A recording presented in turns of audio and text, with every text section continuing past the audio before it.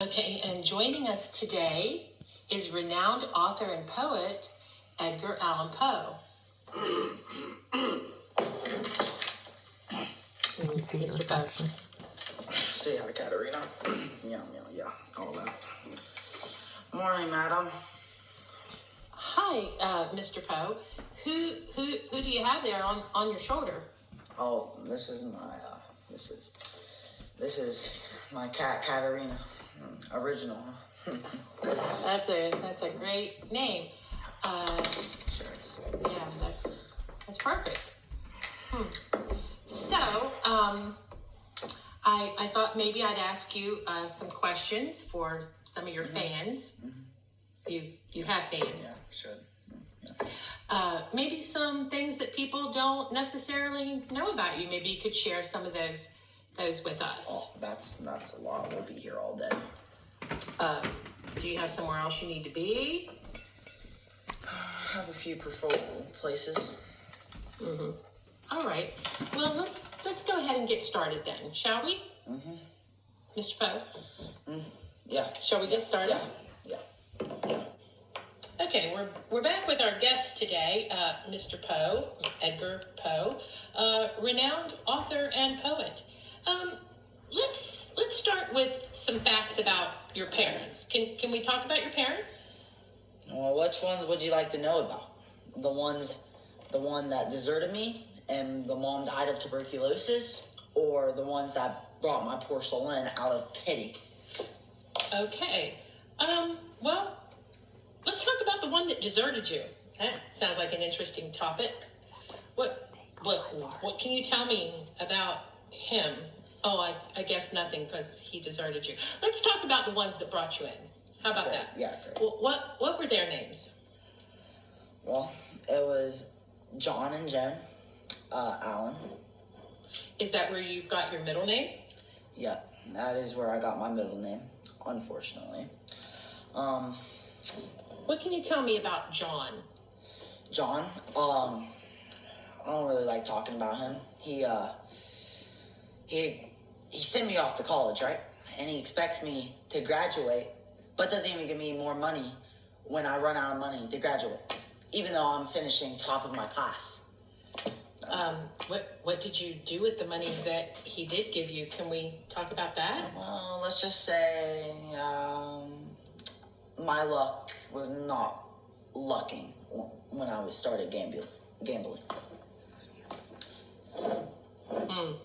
So you were a superior student, but not a superior gambler. Is that what you're saying?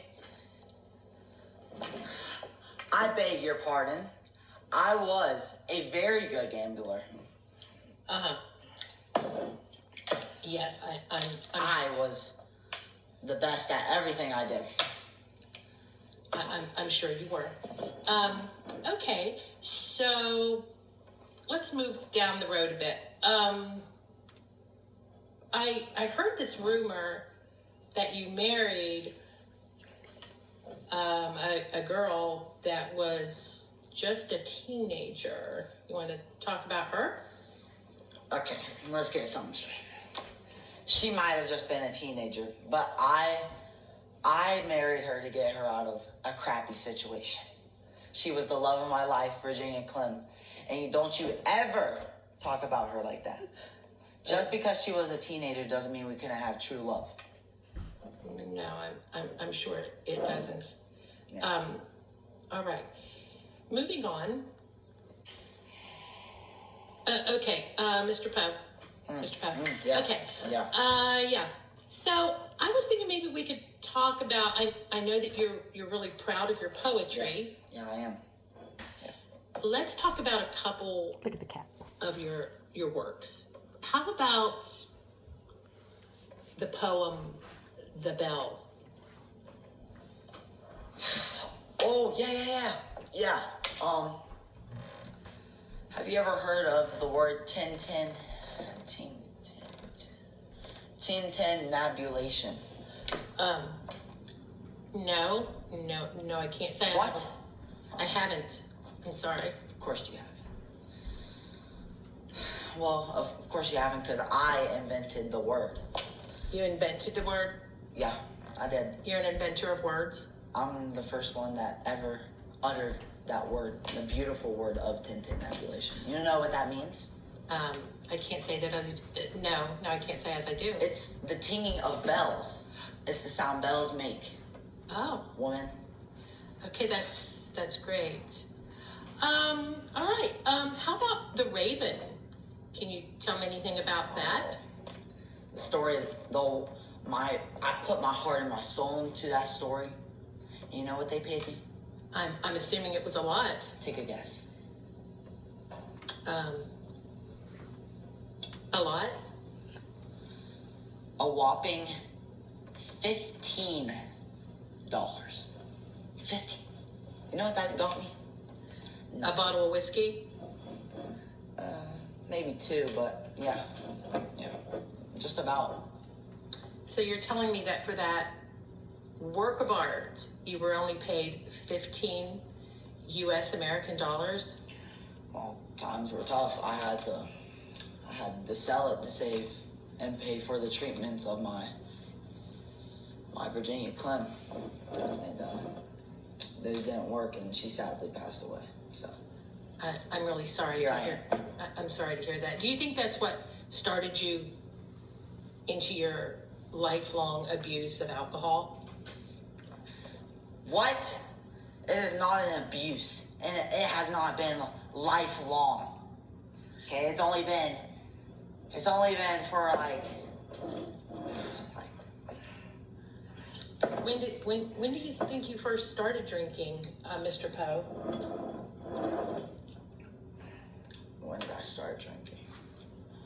Well, I'm gonna have to say right after my Virginia Clem passed away. I don't believe that's a truthful answer, because Well, I don't care what you believe. were you drinking in college? Oh yeah, college. Yeah, I was. Yeah. Okay. So, around the age of 17 then? Yeah, I guess you could say that. Stupid thing. Okay, Isn't it, Katarina? This is just ridiculous. We're back. I hate this. I don't even want to be here. Katarina. Are you Mr. listening Poe. to me? What? Mr. What? Poe. Could we go ahead and continue with the interview? Yeah. I mean, I don't want to interrupt. No. Go. I want to get this over with. So let's talk about a recent employment that you had with Southern Messenger magazine or Southern Literary. Is that ringing a bell? Yep. Tintabulation bells. Yeah. So some of your critics have said that you're a little rough on the reviews that you have made for certain authors. What would you say to them?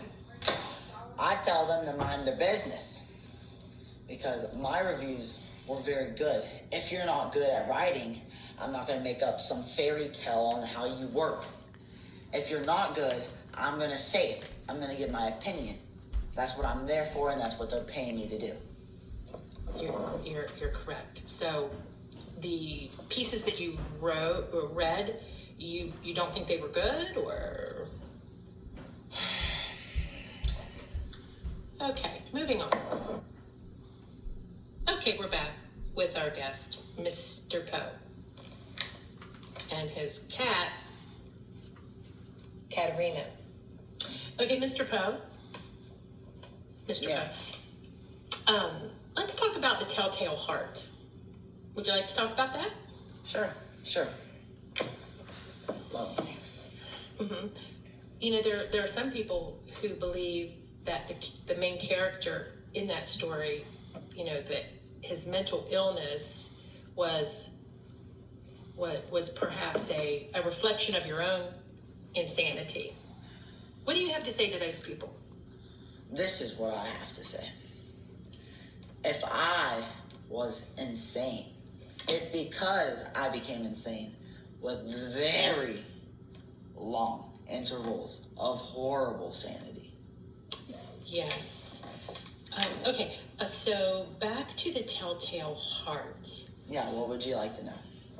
Well, I'm just fascinated by it. Like, did your character actually believe that he was going to get away with murder?